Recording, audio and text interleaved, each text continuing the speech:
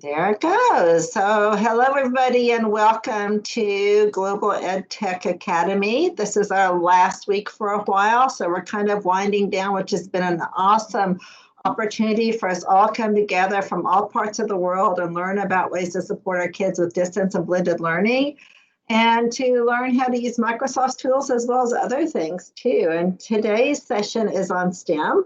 Science, technology, education, or engineering and math, sorry. And sometimes the same as STEAM, with adding the arts in there is important too. So it doesn't matter if you do STEM or STEAM, they're still the same basic components. And then how does Microsoft EDU support that? I also have some other activities I've shared with you as well. So I am Julene Reed, and I am in Memphis. And so I have been in education over 25 years.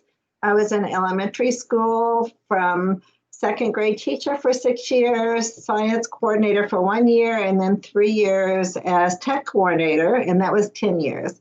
Then I was 17 years in a middle school, high school, which would have been more the ages of what you two teach that are with me right now.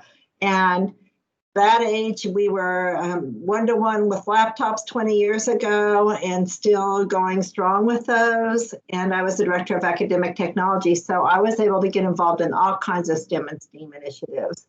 I left there 3 years ago to be an independent consultant. I'm also an adjunct professor at the Lamar University Digital Learning and Leading Program. And I have been involved in a lot of science organization activities and endeavors. So it's been really fun with STEM because I work with Polar Bears International, and we've done a lot of work on the tundra with scientists and global experts on polar bears. And I've worked in Africa and all kinds of countries, Australia, New Zealand, where we did a lot with STEM and STEAM and did a lot of work in this realm. And to me, it's a super exciting realm. It is a realm in which we kind of started this years ago. When you look at makerspaces are almost like the old wood shops and things in some ways, and yet we've grown it to be much bigger. And this is such an important place for our kids to be learning, is in this type of environment that's focused on STEM and STEAM and coding and all those types of things, because that's their future. It's innovation, and it's really getting them prepared for what their future will be. So I'm going to go on and go through the slides, and we're going to talk about lesson ideas and some other things. So whether you call it STEM or STEAM, and whether you're working with circuits and boards and things like this, or whether you're just doing activities in your classroom, super easy to integrate in lots of curricular areas, lots of great levels. Kids love being able to build and do different things. So really love working in the STEM and STEAM space, and a lot of the work that I've done that has been in there, I've truly enjoyed. And so when you think about the big picture of STEM, there is not a real universal definition. Everybody kind of views it a different way. But pretty much you use the science, technology, engineering, and math and arts to try to understand how the world works and solve problems, and that design thinking mindset. You know, how do we do this? And Lord knows right now we have a lot of real world authentic problems that we need to have our kids working on and focusing on to make our world a better place. And so STEM is getting more and more recognition all the time, because that really gives us that outstanding innovation kind of approach to learning. And it involves growth mindset. It's okay to know that you fail, because that's how you get better. And so it's an exciting time to really get kids ready for their future. If they can Google an answer in 3 seconds, or do a browser search in 3 seconds, whether it's Bing or whatever, why are we making them memorize it? Let's take that knowledge and go higher on Bloom's taxonomy and really have them analyze and synthesize and create rather than just curate content. So that's really the future of their economy. It's the gigabyte economy. It's where the jobs of tomorrow will be in many different ways. And so we just started out here. I've given you my introduction and welcome. And so we're going to talk a little bit about why is STEM important, what are the skills of the future. We're going to look at design thinking and innovation. I have some activities that are really awesome beginning activities for you to use with your students as you're getting in them that design thinking mindset. And we're going to look at the Microsoft STEM lessons and resources, also some other ideas and examples. And I'd love to hear your ideas too as we talk about different things. So I may pose a question once in a while and see if there are any things that you've been doing, or if you have any questions. For those who are synchronous with me right now, then they are welcome to jump in anytime with questions or add something that you've been doing that would add to the conversation. I'd love that. So feel free to do that. And I think, we've talked a lot already about why STEM is important in education. And it's something that is so engaging with active learning, just tons of stuff. I had a friend, actually, I believe it was Steve Gumbo, who you guys might know from Discovery Education before. And one of his children was this week had circuits and things that he was working on and put the circuits together. And it was really kind of fun. It was one of the homework activities right up his alley. And to see that even though they were distance learning, they were doing these kinds of STEM activities at home. So you can start with basic things and you're going to introduce them to home activities. But it really is about career skills and equity and employability. And as the jobs are expected to grow so much faster in this occupation than others, and yet we have fewer people graduating, fewer undergraduate degrees in computer science, this is one of the reasons we really need to move forward with it, with our education, get kids excited about it. And especially when you're looking at underserved populations and you're looking at women and different, types of inequities, this is a great field to try and bring the equity to the field, because it doesn't matter what sex, what race, anything with STEM. It's about the skill and that computational thinking, which is that fifth C. We have the 4 C's we've talked about for years, and now we have the fifth one of computational thinking. And it's a great model for the education, for education for the modern world. And then just thinking it as that new pedagogical model: creativity, collaboration, critical thinking, communication, and now computational thinking. And so it can be very personalized and measured. There are lots of resources out there for you, aside from Microsoft, but Microsoft also has some great ones too. So when you start looking for different resources, know there's a plethora of things, and a lot of them are free. So I wouldn't spend much money on anything until you've taken your students through kind of the trajectory of starting basic, which is usually Blockly based if you're doing coding, but also hands-on types of things. And then looking for ways you can grow with whatever budget you have. It's a great thing for collaboration. It is the best. And code.org has tons of resources on code.org, and we've used those for a lot of collaborative activities. And so they have a lot of really good, all kinds of levels to start with. So you might look at that. And often after you've learned the basics of something like Blockly, you may, if you're doing computer and coding, you might go into something like Python or other types of programming too. So getting them that excitement when they're young, any elementary grade actually, and then on into middle school, then they'll probably pursue it. And kids love the robotics. If you get them involved early, because there is that magic area where if they're involved, they'll stay involved. But if you wait to high school, they may still get involved. But now we're thinking colleges, or we used to, and all those kinds of things. So the earlier they get involved in this, the better. And they take real ownership of it. It can be very project-based, very authentic, and it can be self-managed. And so what are those skills of the future? And if you look at this chart, which I'm not going to read to you, you'll have these slides afterwards, so you can look at the chart then. Excuse me, I've been talking too long today. You can see some of the jobs that are out there. Excuse me, 1 second. All right, I'm back. Sorry, it's hours of talking. It does that to me once in a while, so sorry. Anyway, so you can see all the different kinds of roles that are out there for kids who are focused on STEM and that computational thinking. And one of the big pieces of that is design thinking. And so I love the whole idea of design thinking and getting that mindset. It's something we use every day. You walk in a room, you turn on the light switch, and the light doesn't go on. So you're going through that analysis already. You're going through that problem solving that's with design thinking. My light didn't go on. Why didn't the light go on? What do I need to fix that? What could be some possibilities? And you go in and you test, is the light bulb bad? Is it plugged in? All these different things. And that's our design thinking mindset as we're trying to solve problems and try to figure out how to make things better for the future. So thinking about designing, creating, and problem solving, those are all activities for design thinking. And critical thinking and problem solving, as well as collaboration, are some of the most important skills that employers say students today, when they start looking for jobs, are lacking in.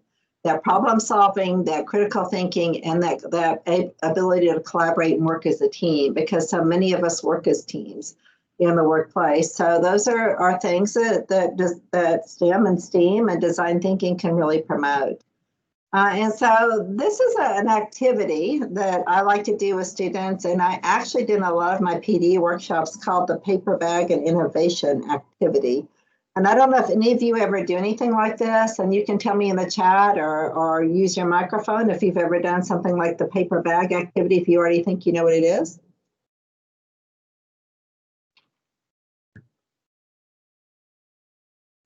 And you're welcome to open your microphones.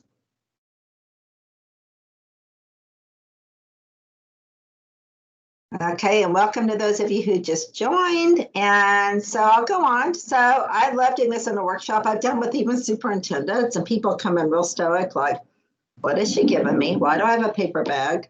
And so if you go to somewhere like the Dollar Tree in the US, I know some of you aren't from the US, but you just go to one of those places where everything's $1, you can get all kinds of stuff for your paper bag. And so these are the kinds of things I would put in there, not necessarily specifically these, but I would find, tape and scissors so they could cut and do what they need to do, pipe cleaners, balloons, popsicle sticks, whatever you might have, and put them in that paper bag.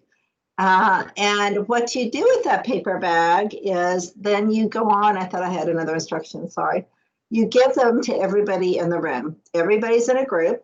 So you put your kids in groups. You could even have kids at home collect everything and then have them do it while you're online together and watch and see how they do, which would be kind of funny. And you set a time for it, and you give them very clear instructions that in 5 or 10 minutes, whatever you decide, you and your group will create the tallest freestanding structure you can. The tallest freestanding structure. So that means you cannot tape it to the table or the desk, because that will always be the first thing to try. But using all these pieces as a team, figure out, try to determine what's the tallest freestanding structure. And probably for younger children, 10 minutes. I've done it as little as 5 and everybody's frustrated. But the one thing I would tell them is make sure you test. Don't wait till right before the end to test. And so what I usually do is set a timer on my phone or some device, and I'll say 5 minutes is up. Okay, you have 3 more minutes. And then at 2 minutes, I'll say you have to test, because what will happen every time, you'll have some team that at the last second when you call time will let go and it will all fall over. So they have to test it to make sure it's going to stand. So testing is a big part of design thinking. And that failure, when it falls over, they're learning.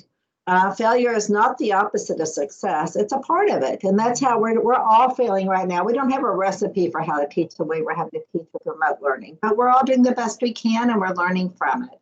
So giving them a safe place to fail and to learn from their mistakes is really important. And so thinking about how you can use that, and we'll always stop when it's over. We'll measure, we'll celebrate, but then we debrief. Okay, how did you like that? Think back on it, metacognition, reflection, and think back about what you just did. And the time limit always bothers them. I didn't like the fact that we were timed. It's interesting to see group dynamics develop. Is there a leader? Is there anybody that's not participating? Is everybody really quiet? They usually sit there for half an hour and then, half a minute, and then they all start jumping. And is there any kind of organization to how they're working together? There's a lot to see as they're doing it. But even if they were doing it individually, it's an interesting thing to see as well. So just, that's a great activity. I love that one to get things started. It's easy. Dollar Tree specials are cheap and wonderful. So that's one you can try. Another one I like to use, and I've used this even in a refugee camp in Jordan at Azraq Refugee Camp, and I think that's the one coming up, is looking at innovation and design in everyday items. And so with that, this is part of Project Zero from Harvard. It's called Parts, Purposes, and Complexities. And you can search for it online and find the exact specific information. There's a PDF that walks you through it, but like any good teacher, you can adapt it to whatever you want. So once again, Dollar Tree trip. So I went to the Dollar Tree, and it was interesting. The time of year we went was right before Halloween. I think we were there in October or early November. I can't remember. And so when I went to the Dollar Tree, you know, at the different holidays, they have all those dollar things that you push a button and the witch cackles and music plays and lights flash. Or at the holidays, like a Christmas or something, there'll be a Christmas tree or a Santa Claus. And so I bought several of those, but you can also use everyday items like flashlights. I'm just trying to think of a stapler, anything you might have, and you think about, this is something we look at and we don't think about how complex it is, like a flashlight. And you want them to deconstruct it. So don't give them anything you want them to necessarily put back together. So part of it is, especially for some of these things, sure, they can put a flashlight back together or a ballpoint pen, probably. That would be another everyday item. But also thinking about, it's okay if you break it. You know, tear it apart. I want you to see what makes up this object. And what are all the different parts in here? And what is the purpose of every single part? And how do they work together? What's the complexity? And that's a really good design thinking activity. And what I've always done with this one, with students or with teachers, and I've done it in all kinds of workshops, is I give them, you can either do it digitally or you can just give them paper and pens and markers or whatever. And they draw and label everyone. Now you could also take pictures. I've had them use their phone and do it digitally and take pictures of every part and label it. So whichever way works for you. So tearing it apart, seeing what the parts are, labeling them, seeing what identifying them next to it, what that purpose is, and then how do any of those parts work together. And it's really interesting. Like if you've ever seen those foam rockets with a rubber band where you shoot it across the room, we had teachers take that apart, and what they found out was those little fins on the rocket were just there for aesthetics. They didn't make it go any straighter or stabilize it or anything. So that's another one, is just to really see how parts of things work together and what's the purpose of each one of those. And so this is just a little visual here for like an airplane that you could take apart too and just see how everything works together. So before we go any farther, any questions or comments? Because I'd love to hear if you've done any fun activities like that. I'd love to have you just open your mic and tell us, or put a comment in the chat.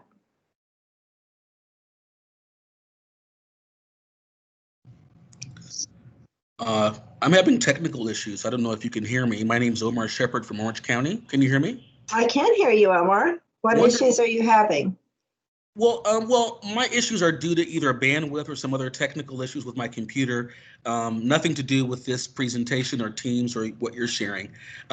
But I'll add, when you first introduced the bag activity, I wondered what you might share, because I have too used something similar when working with teachers to introduce the design thinking mindset.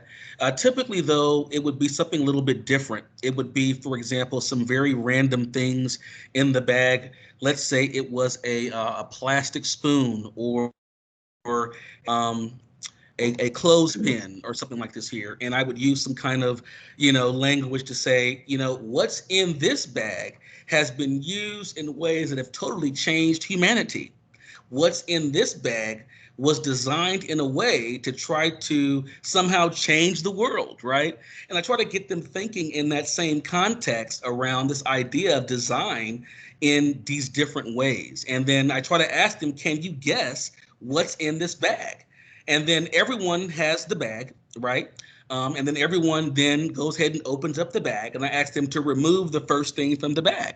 And typically it's tickled all in the room as we're talking about that, but it's just used as a kind of a launch to really enter into a design thinking conversation.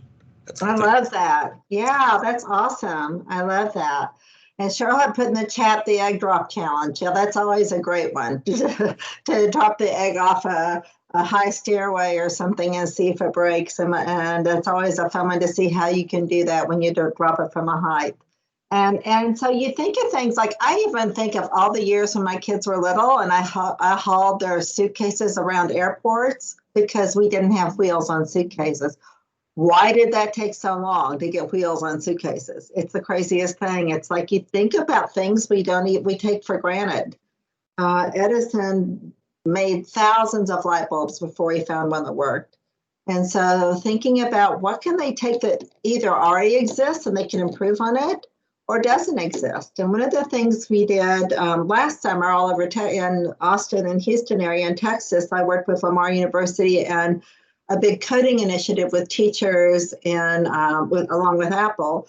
And we were down there working. And so we had people come in from the community and tell us about apps they needed. Like, for instance, the Ronald McDonald House for families of children with severe diseases didn't have an app to connect them and talk to each other about what restaurants they had seen or what they were doing with their kids to entertain them when they were there and not at the hospital. And so they needed an app for that. Somebody else in Houston wanted an app for all the when the hurricane came through there. They want an app to be able to help track all the found pets. The pets were found and have a lost and found app. And you look at the wildfires right now in California, and that was a great idea.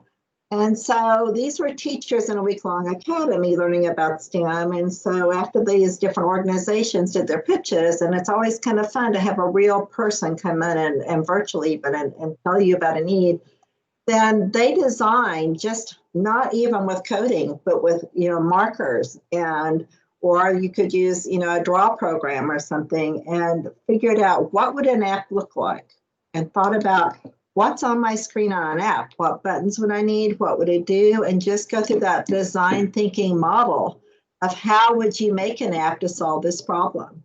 And that was an amazing exercise. And actually, some of them went on and did this with their kids in summer camps, and they actually made some apps to support those organizations using the Everyone Can Code curriculum for that. And it was really a wonderful opportunity. And then what happened is at the end of the week, those same organizations came back and they did kind of like Shark Tank pitches to see which ones had done better. So yeah, I love that.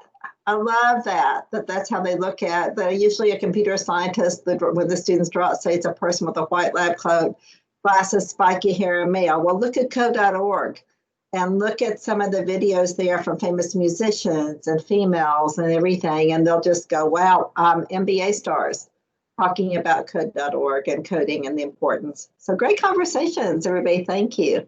So if you're not familiar, and hopefully you are, but if you're not, it's okay. What is the design thinking model? This is another activity that I use, and it might be one similar to something you use, Omar, but what I will do is I'll take and give each group of students. I actually learned this kind of idea in Australia where a teacher was using it. And so he gave them each pieces that actually were like hexagons or something that fit with Velcro on the design thinking circle that he had on his wall.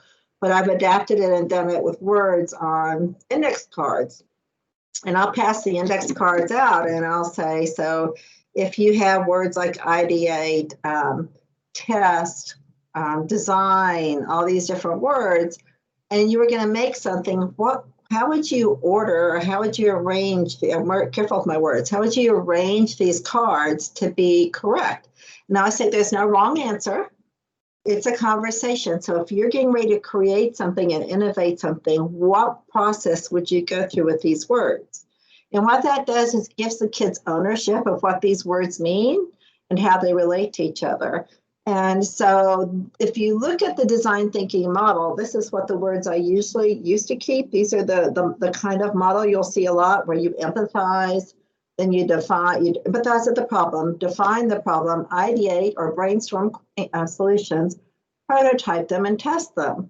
So I used to do it with 5, but I've actually added some more. I've added observe and understand, and I've added reiterate when I do my activity. So they end up with 8 cards because through the conversations we were having about a high school group was going to make sandwiches and take them down to the park where there were a lot of homeless people and distribute them every Saturday. Well, what they didn't know, because they didn't observe, was there was already a program distributing food on Saturdays. So you really have to observe, and then you have to understand what is the real problem.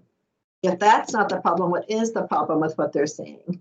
And you have to be able to understand and empathize and then define and go all through these. But then after you test, that doesn't mean you're done. Every app developer, they don't just say, well, that's it. Every suitcase maker with wheels doesn't say, that's it. Now let's make a better one. Let's improve it. Let's grow it. Let's reiterate. And the other piece of this is watching and seeing who kind of gets it, because it's not really a linear process. it's a circular process. You can come in at different points depending on where you are in this whole model. So just know that it can be circular. I never give them that, but if anybody's ever worked in this model, they usually go, and it doesn't have to be a line. It can be, because especially when you're reiterating, you're coming in at a different place. But I love that activity, get them to understand, so you're not just putting the words up there and they forget about, they really talk through it and then better understand it. And that came from that teacher, so congrats to him. And so looking at what we have in the lessons from Microsoft and the different resources they have, and then we can all talk about other resources we found as well for STEM. They have resources on their site for building STEM in your classroom. So if you just go and look for STEM skills, and these are all hyperlinks. So when you get my slides at the end, you'll have hyperlinks to all of these. And so they have resources for building STEM skills in your classroom, which is really cool. So you have that, but then it goes off into MakeCode. And I started a little MakeCode activity right before we started, and I thought I'd just let you play in it for a second if we have time. So MakeCode is hands-on, and it is Blockly based to start with. And that just means it's a block editor. So if you see at the top right, we're dragging different blocks for different functions over to our workspace. And then we run it, that's our simulator, and we see if it worked. So, and then if you want to, for some of these, you can get down into JavaScript too. And so I have a friend who started Apple Learning, which Apple Learning is an educational program for developing apps. And actually it's now called MadLearn, M-A-D-L-E-A-R-N, MadLearn. So MadLearn is my friend Alethea Master, and her thoughts with MadLearn, and that's mobile app development. I actually named it, and she laughed because I said, we could call it mobile app development, call it MadLearn. Next thing we knew, that was the name. And so with that MadLearn, they start with where they're designing an app that's really easy and drag and drop, and they can run it and simulate it and even put it on their phone, their mobile device, and see what it looks like. And if they refine it enough, they can submit to an app store. But it's about that process. But what it hopes to do is you see the way to build it, and then you peel back the onion to find the code behind it. So rather than teaching coding initially, they're starting with engaging kids and getting them excited about the app, and then peeling back that onion skin, the Blockly, or the drag and drop pieces of that one in that situation. It's not really Blockly. And then they'll start looking at what code is behind here. And that gets kids excited about coding too, because they actually made an app, and they even have a Shark Tank about apps for good that are apps that are making a change in the world. And some of the other things you'll see out there that Microsoft has partnered with a lot of different companies, including Microbit, Lego Mindstorms. This was Wonder. This is Dash and Dot. And so that's Dash, I believe. Circuit Playground Express. Minecraft is one of the products they own now. And so if you're used to the Minecraft of old, they purchased Minecraft about 3 years ago, maybe longer. And they've really kind of reinvented Minecraft. For one thing, Minecraft in Education is what they purchased. And Minecraft in Education gives you a lot more control so that the zombies don't eat you at night or whatever. But they have built in a lot of curricular information. You have ecosystems in here, biomes, a huge chemistry one that's awesome, where you're in Minecraft mixing different solutions and getting different results, and chemical reactions. And then some fun things like arcade as well. So I really like the online learning with MakeCode. I'll show you how just to do that in a little bit. We can play that for a second and you can see what it looks like. This one is really super easy to start with for beginners. And I was sharing earlier that Tinker, T-Y-N-K-E-R, which is independent of the companies, of any of the companies, the technology companies like Google, Microsoft, and Apple, also works with some of those. But Tinker is a really good one to start with. And so code.org has amazing things there as well. But MakeCode is really good. And so if you're in here, it's kind of the starting of the coding for microbits. So you do it with the virtual, and then eventually, whoops, sorry, I hit my fingernail there. You eventually end up with you can get a real microbit, which is super cheap. They're not expensive at all. And I was trying to think the other day of a word, the makey-makeys. Remember the makey-makeys where they would advertise, or the video shows them playing a banana. You could hook them up to a banana and play music and things. And So makeys are super fun. Then there's the beginner Minecraft, the arcade to learn about how to develop games, and gamification is a huge industry. People are making millions in gamification. And then there's a whole arcade of athletes there, all-star athletes, as they use the arcade to code games with you. So these are some of the things you can do with the microbits and things. You can do a flashing heart, you can do a name tag, rock, paper, scissors. There's the arrow code there, and that's a really awesome activity. And like I said, that's code.org that started that. Chicken Rain, Flower Trail. So just really some super things there. And within there, they have all these resources for you. MakeCode with Flipgrid even. I love Flipgrid. And Microsoft purchased Flipgrid about a year ago. So they've been doing a lot of good work with Flipgrid. And you can get the free online curriculum. It's all free. And then you can also have some classroom management and assignments you can use with Microsoft Teams or other programs. So before we go look at that and talk about some of the others, this is just a graph about why making and coding. And so this is Bloom's taxonomy of learning. And so if you think about the regular Blooms and then how you can take this and really grow it to really fit what we're talking about here. So you're watching, then you're reading, you're hearing, you're writing, drawing, you're talking, you're teaching, presenting. But the highest level is creation. Rather than curating content, they're creating a new product, a new point of view, a new adaptation to a product. Sometimes it doesn't have to be brand new. You've just taken one and refined it and made it even better. And then thinking, how do you construct that knowledge that way? And it can be very experiential, very kinesthetic. And kids who don't do well in a traditional paper, pen, test kind of classroom and the box fitting in a box can be amazing doing these kinds of things. And so this is the deepest level of learning when we get up here to this creation and that kinesthetic and experimental part. So this is MakeCode. And so this is the screen we'll see when we go look at it live in a minute. We'll go look at that. Another one, and then this is actually the activity I think I was doing. Actually, no, this is the microbit. I think I was doing a different one a minute ago. But you see how you get different things over here and you just drag them over and drop them in. And do one of the ones that says getting started, because they will increase in level of difficulties. So, start out easy. When you're done with your kids, let them work together. This is a great group activity. If you know that in the States, we have someone here from Ireland too, but in Canada, but right before Christmas in the States, it's very typical for US schools to have a half day of school. And the elementary kids are all having parties in the room. For the older kids, it's just a half day of school where we pretend to be learning and the teachers pretend to teach and nobody really cares because it's the holiday, So one year, what I did is I did like presentation slides for different grade levels and different MakeCode activities. And in every classroom in the whole and all three campuses of our school, all the kids did MakeCode that morning. They did code.org activities that morning. So that half day, instead of being a wasted day, was amazing. And the teachers were so scared and said, I know nothing about this. I said, all you have to do is give them this sheet. They hyperlink, they do an activity. If they get bored, they hyperlink it, click on this link again. And the kids worked in groups and they had the best time. And it's a great way to really get them working collaboratively. And when I walked in one classroom at the middle school and it was super quiet, everybody was in their desk and I was like, oh, this is all wrong.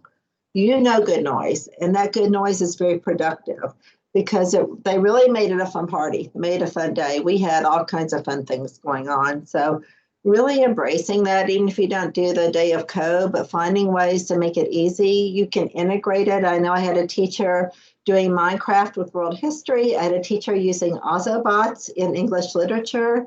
I had another teacher in middle school English using coding with Scratch, and she actually just published a book on Scratch recently. And this was like 5 years ago she did that, and now she's in a different school as director of technology and just published a book on Scratch in education.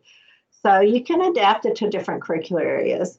And it's just really blocked. You start with a Blockly and you end up in text editor progression. You can do JavaScript, there's Xcode, there's all kinds of coding languages, and they've changed so much over the years, but whatever works or whatever you're doing, and then seeing what maybe the future holds. I know a lot of kids go into Python around middle school.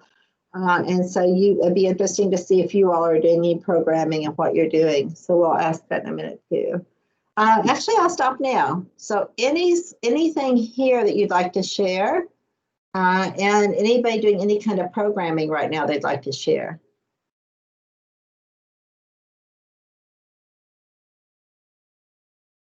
Any kind of programming you're using? Or anything else you'd like to share? If not, we'll just keep going. I love how Charlotte says that the students often draw a scientist of computer science that looks like a person with a white lab coat, glasses, and spiky hair, male. And so she does hers as completely opposite, and then they get to redraw them, which I love that. So changing their mindset on what a computer scientist is, or even what a scientist is important. So this is free. Microsoft MakeCode is free. It's open source, web-based, can be used offline or online, block the text editor, like we said, and has lots of ways to support products if you want to decide to get into buying a microbit or something like that. And it has that quick simulation so you can run it and see if you made any mistakes in the code or if it worked correctly. So this is what it looks like on the page, and then we'll look at it live in just a second. Another part that I love is how you can use project-based learning with the Sustainable Development Goals. And so Microsoft has resources for this as well. It's a Buck Institute for Learning. So it's all about project-based learning. Again, this is hyperlinked for you to be able to access it and get to the SDGs, the Sustainable Development Goals. And so you can explore them here. And you can also explore them in this project based on Buck Institute for STEM. So I think that's actually what this is referring to.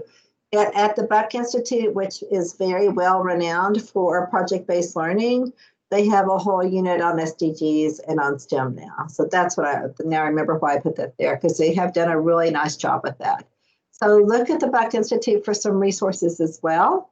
And then we have the hacking. So if you don't know what hacking means, it means like kind of like app smashing, only it's hacking. So how can I change the code to do different things? And how can I use different techniques to do different things? So they have a lot of different activities that make it accessible. They use everyday materials and make it fun. So in the Hacking STEM library with Microsoft, you can probably find things you can have kids do at home with materials they have at home. So that's another one. And then they have some of these lessons as well, like analyzing the colors of the earth, radioactive particles, lots of different ones here. Some take longer. This takes 5 50-minute class periods.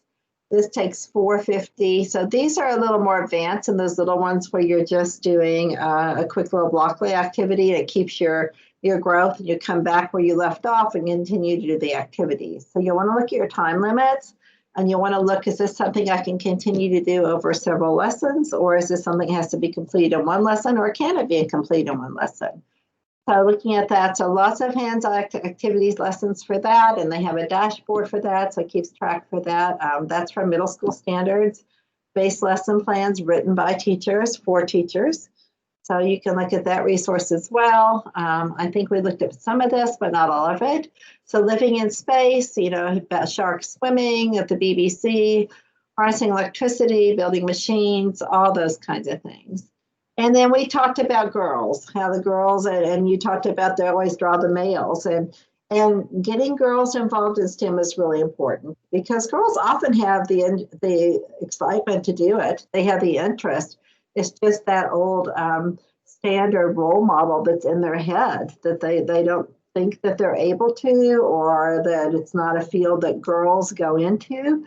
And so getting past that barrier and that preconceived idea of this is a male kind of situation or career is really important. So there's all kinds of resources here to inspire girls. And I tell you, we were doing the VEX robotics. Lots of times you start with Lego robotics, and then by middle school and high school, there's 2 levels of the VEX robotics. And we were doing the VEX robotics in middle school, and the ones who would come every lunch break after school, before school, were the girls. Not the boys, the girls. So they really can get excited, and they just went to the world competitions about a year ago and did really well. But it gets them excited. It's very motivating. You want to give them role models. You want to encourage them and give them lots of hands-on experiences for them as well. So that you're tapping into their creativity and getting them connected to STEM subjects because they're important in this whole picture as well. And that's very true in some countries more than others. I know that I've done a lot of work in Tanzania, Malawi, and the girls just kind of stand back and the girls are up front and center, and the boys are up as front and center. And so breaking down some of those gender barriers is really important. So here's some things you can do to get started. You can do an hour of code, get girls inspired, get them to see the future. You can do free workshops. Minecraft is now available on Chromebooks, and Minecraft, like I said, is different than it used to be, has lots of great resources for education, lots of information. Don't let it scare you. It can be very fun, and kids love gamification and they love projects. So letting them work on Minecraft, they're already doing everything in the world with technology. It's an easy lift for them. Some of the high school kids were like, oh, that's middle school. You know, they thought they were too old for Minecraft, but then they built in the chemistry lessons and some of those things, and they've kind of changed their mind. So you just kind of have to check your culture and your students and see what they're ready for. But they love doing it. And when they got to go home, they go, you mean I get to tell my parents tonight that I have to do Minecraft for homework? And I go, yeah. So they got super excited about doing Minecraft for homework, and it really was homework. And so it is a game-based learning platform, creativity, collaboration, and problem solving in this digital world. And I see more and more about it, but it has lots of immersive STEM activities, very classroom friendly. So it really is easier to manage than it used to be, and gives lots of opportunities for storytelling and all kinds of digital learning. So here are just some of the ideas I have, and I'd love to hear yours, and we'll look at MakeCode, and then that'll be that. So I know I love working in augmented reality. I love working in artificial intelligence, all those different realms. And so this was actually the virtual reality with expeditions that we did some work with Polar Bears International. And so I've loved working with that. And then also looking at all these other opportunities to build in these kinds of immersive experiences with their kids and really get them to feel involved in that situation or involved in that learning with virtual reality can be really important. Gets them excited. And so on this one, these are some of my students that were doing 3D design. There was a NASA space contest to develop a food container for space. And so they were using 3D design programs to develop a food container for space for that project they had with NASA. And then they also created a kind of a hand model to look at how to make prosthetics for hands. So lots of ways you can use that. I know a lot of people have been using 3D design and printing to do face masks, the PPEs and all that. So this is the hand. This is actually the video of the hand they made as they were modeling different things. And then they 3D printed it, which I still have. But looking at this is Dash and Dot and some of the Vex robotics and different things. Here's Spheros. I love the Spheros. They're super fun and awesome. Great for coding. This is an Ozobot. So finding what your budget allows, if you want to buy other products too, but there are a lot out there, finding what's really, check with other educators at your grade level. Dash is here. Dot doesn't seem to be as functional as Dash. So you don't have to get Dash and Dot together. Dot just kind of sits most of the time. But you can look at some of the Pi, like the green Pi computers. You have Raspberry Pis, but there's also a green computer you can build. So lots of ways to do that. And this was actually that day of code, so in red and green for the holidays then. So they were working collaboratively and dressing for the holidays. They had holiday food. They had holiday music. They even had a fireplace playing on the digital TV. And it was really a great experience for them to work with that.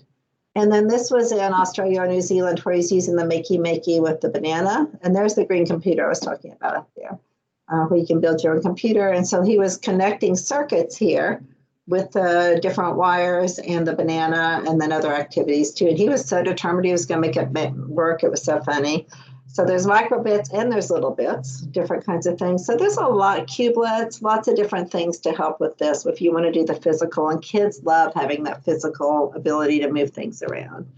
National Science Teaching Association has a ton of resources on their site. So if you look for NSTA, for STEM resources, lots of resources there with interdisciplinary, lots of different curricular areas.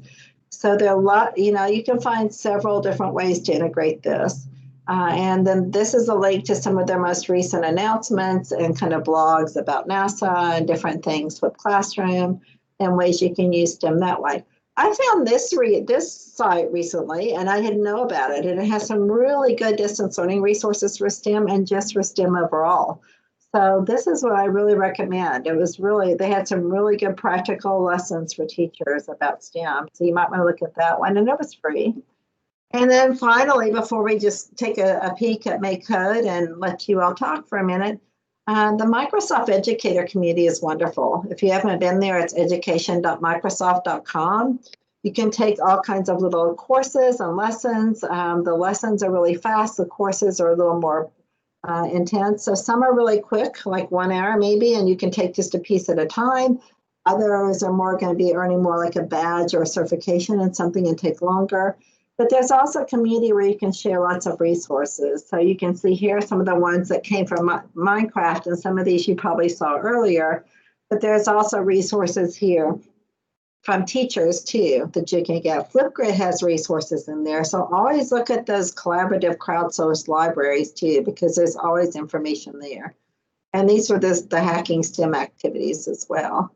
So we just really want to think about how we can get kids excited about learning, how we can engage them, get them future ready, and get them prepared for those different jobs they'll have in the future. And so as you're thinking about that, thinking about your pedagogy, how does it, don't just do the tool, but how does it fit in what you're really teaching, the EdTech, future ready, what devices do you have? But it's all about innovation, design thinking, project-based learning, and I love the global collaboration pieces when you can do that. And then that's led into, of course, flexible learning spaces and student agency and student-centered learning, and then differentiating your instruction in different ways. So those are kind of just thinking about today's students, getting them ready for tomorrow's world.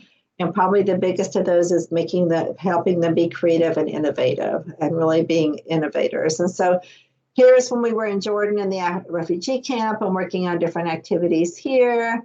Here I'm in Malawi and we're working with, and this was interesting, it was an iPad initiative with math. And in Malawi and Tanzania, the girls' educational rate is much lower, usually their success. And through the use of technology, there is no gender difference in what they've achieved with the iPads and math. It's been amazing. And then this was the groups I worked with in New Zealand and Australia, just some of them, just for fun. But whatever you do, stay focused on your purpose, stay focused on your objectives, think about best practices for these different kinds of organizations. And I shared some of those with you. But it's not about the tech, not about the technology, it's about teaching and learning and their future. And I had to share my 4 grandkids. So that's the presentation. Here's the slide files. If you copy that link, that's the slide files. I would love now for you to throw out any questions. Yep, there's your link to the presentation, Omar, right there. And all my presentations from this whole series are there. So you can access all of those.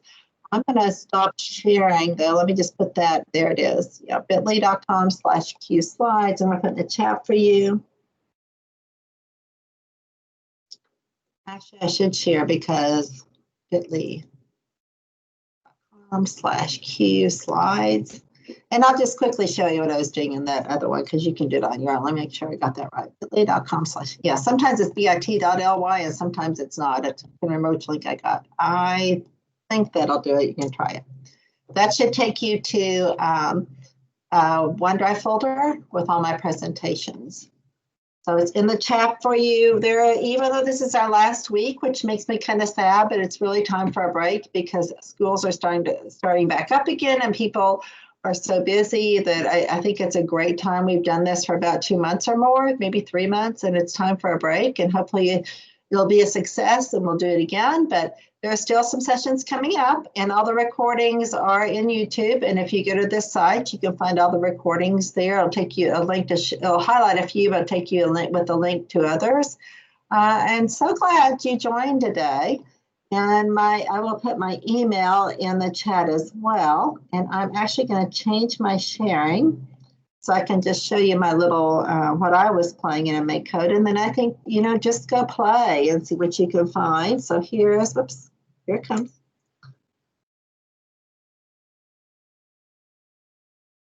There is my email for you. Feel free to email anytime, ask questions, share ideas. Any other questions? Anything you'd like to share? I'd love to hear your ideas and things you've been doing. Omar shared one before. I think he's gone now, but if you have any other questions, I'd love to hear them. And then I'm going to stop this sharing. And I'm going to find, let me find my, there we go. All right, I'm going to share my whole screen. But please open your mics or put questions in the chat. Let me just get this messy screen I have here. And now you should see this. So this is the MakeCode side. And I just went and I started playing with one. I just picked this one in the middle. And so this is what I'm doing. Like it walks me right through it. It tells me what to do. Click the color palette because I already dragged some. So now I'm saying I want this one to be green. I want this one to be pink. And I'm picking and changing it. And that's going to give me the opportunity to run it or run the simulator. And so let me just do one more. Here's a purple over here. And then I click next. And it's real self-explanatory. We'll add another ring to make an animation, drag another show ring. And so show ring, I think was this one, and place it right under the first one. Let's see, was it this one? Yep, and I click on it and I just drag it and drop it. That's why it's called Blockly. It just drags and then I go next and it's color coded. Now let's make the lights flash. Go to loops and grab the repeat. So here, if I grab repeat, drag it over your two show rings. And this is when I have to experiment. It says drag it over them until it surrounds them inside the on shake. So I don't think I did it right. Wait, there we go. There it goes. So see, I'm still playing too. So there it goes. I go to next. And let's add some sound. So I add some music. I'm going to play a sound, drag out a play sound, and place it before the repeat. So right here, I'm going to play a sound. There we go. This can go back because I didn't need that. And that says click on the part of the play sound block that shows the sound and change it to a siren. So I'm just going to change that to a siren. And finally, put a clear at the end of the shake. So when I'm done, I need to clear it down here. Let's see if I can get down to where it goes and drag it down here somewhere. And then I go to next and I click download and I can put it on my little, my actual tool if I have it. And then that's it and it will work. So I finished it. And a lot of these will then go on and play it for you and simulate for it. For you. So that's pretty much how, you drag and drop. I just wanted you to see that. And so now if I were to look at it on my tool, if I download it and put it on my actual tool, it will play. And there's a way, I think, to play it here as well. And then here's the coding behind it. So if I want to look at the coding behind it, it's right there. So the blocks and the coding. So that is it. I just am so happy you came today. Please let me know if I can ever be of any help to you. I'm going to stop the recording right now. And that's it. Thanks for coming. I'll stay here to answer questions after I stop recording.